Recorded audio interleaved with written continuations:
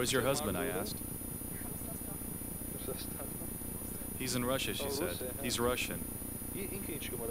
I asked him what he thought about our battle. He doesn't want to fight. He said, I'm neither Armenian nor Azeri. A wise man doesn't fight for another man's soil. He says, I can't get involved in that. We're fighting for our land, for our soil. He's another race. What would he fight? I asked her what she would say to the diaspora in Armenia.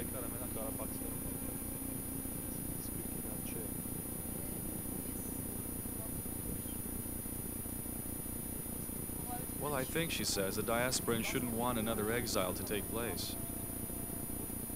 And this time it would be Artsakh that's exiled.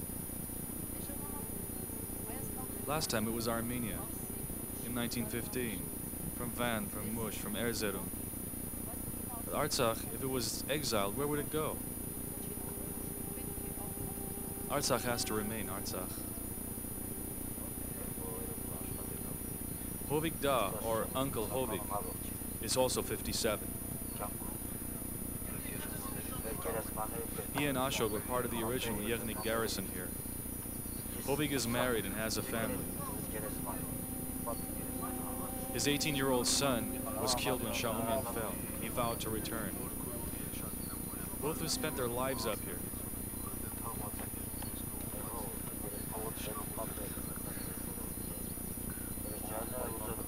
Dikran, on the other hand, is from Abaran in Armenia.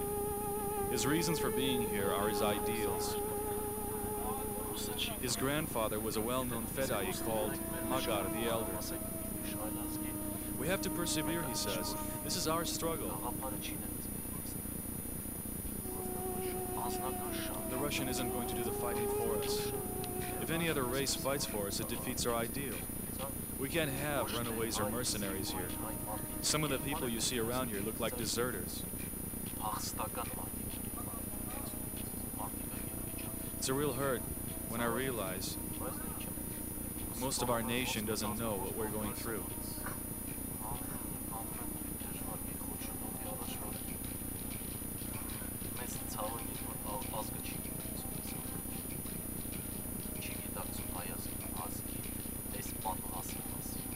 By losing Gharapa, we will eventually lose part of ourselves. Our fate as a nation will be sealed.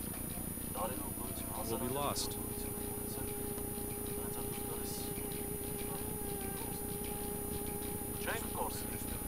It's true that Armenian fighters are few. We're few. Ashok accurately said, some are wounded, some are dead.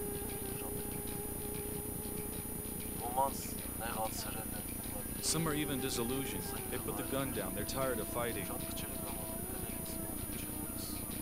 Very few have persevered till today.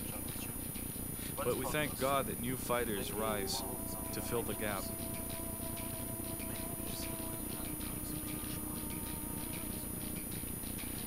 When I first lifted up a gun, I'd only seen a Kalashnikov. Everything I learned, I just learned by doing.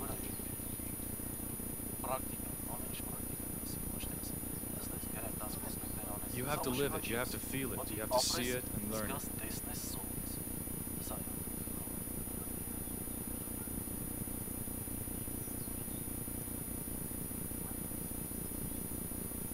There are two kinds of people here on Gyoktapa, those who hate being here and those who hate being here. In addition to the hunger, there's the isolation, the endless wait for an enemy attack that may or may not come.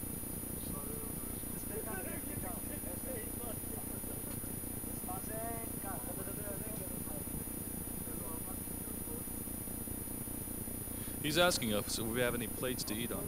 I told him we didn't come here to eat. So why would we need plates? And what are these? Aren't these plates?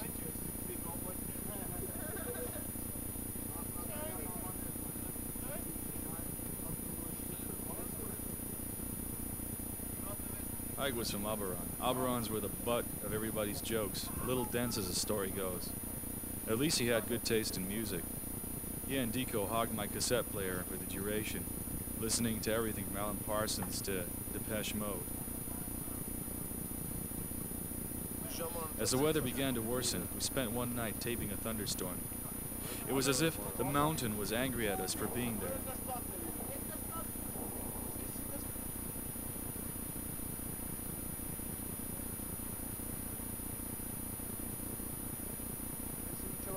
But life on the whole picked up whenever the weather allowed it.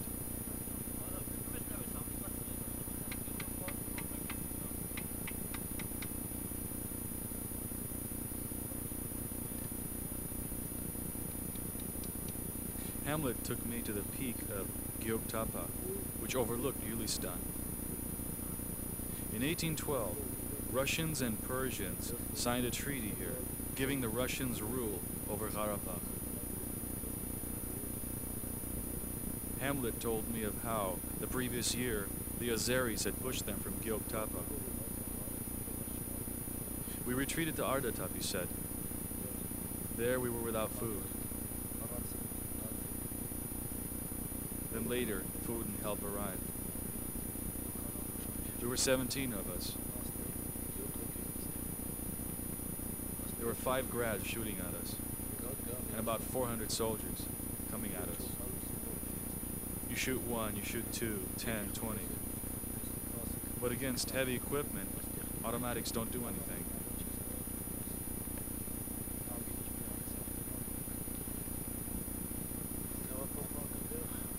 One month ago, when the spring came, we retook this territory.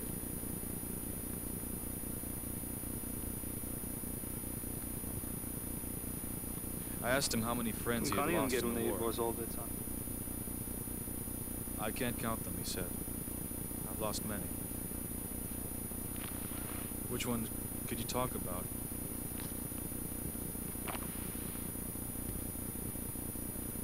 You'd be close to one and share everything with them.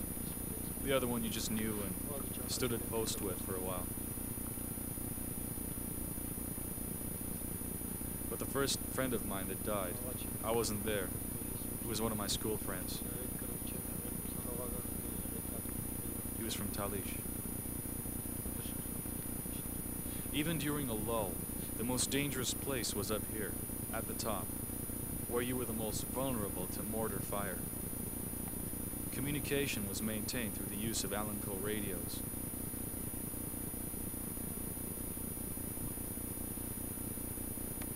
The disparity between the volunteer and the conscript is very obvious.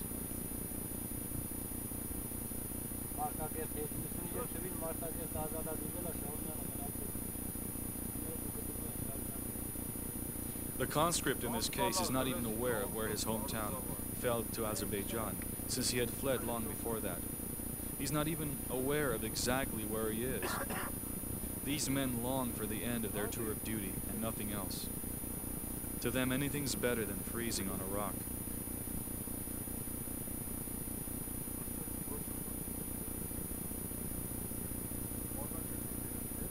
When the fog clears, I take a better look at Gulistan.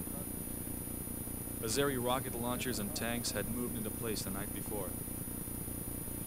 Hamlet keeps telling me to keep my head down, and this is the reason why. Exploding mortar shells can kill at 50 yards and wound at a 100-yard radius.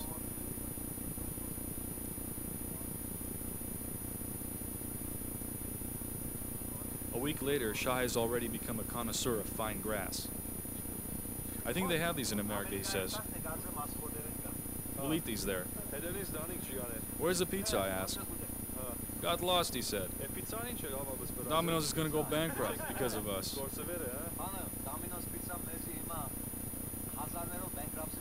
We keep ordering and they keep getting lost.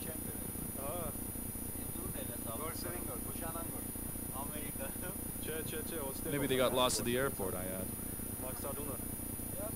Grass in our tea, grass in our food, grass for a home. Everything's grass, grass.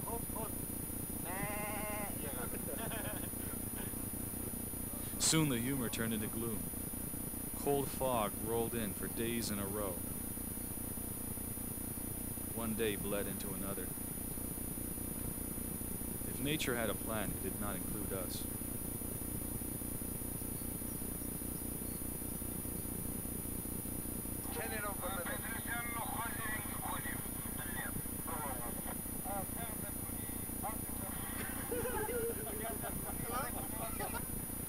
The only entertainment both sides had during this extended ceasefire were the radios.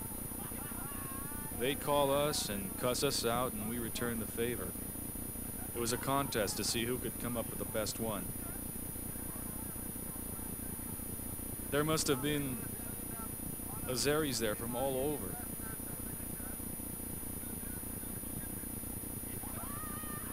They were a mixed crowd like ours. Everything was up for grabs, from religion to politics to family members, in every language from English to Turkish to Armenian to Russian, even Arabic. Once, one guy called and spoke to us in perfect Armenian.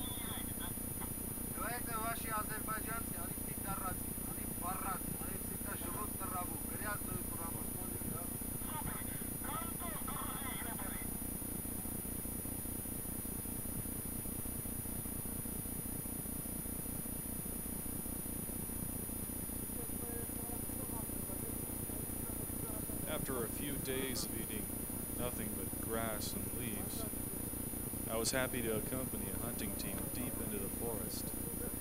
We were lucky enough to shoot a deer.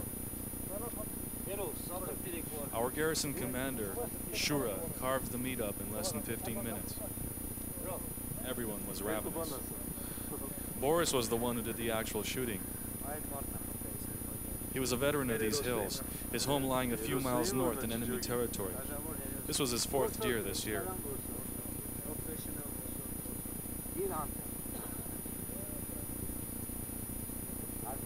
Shai told him that if he was in the U.S., Boris would get fined and thrown in jail for exceeding his quota. Yeah. Hardly anyone could believe it. In jail for shooting deer? Yeah, Shai said, 30 years probably in jail. And $10,000 fine for every deer you shot. How much? $10,000? Where am I going to get that?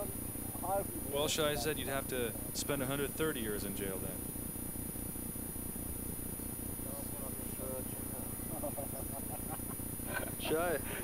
Shai, he's caught and killed his 4th deer. What's he gonna do now?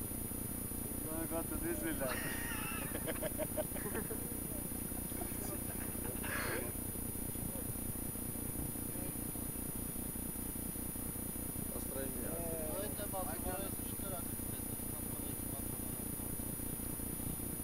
After the best meat was salted, the whole camp gathered around the fire.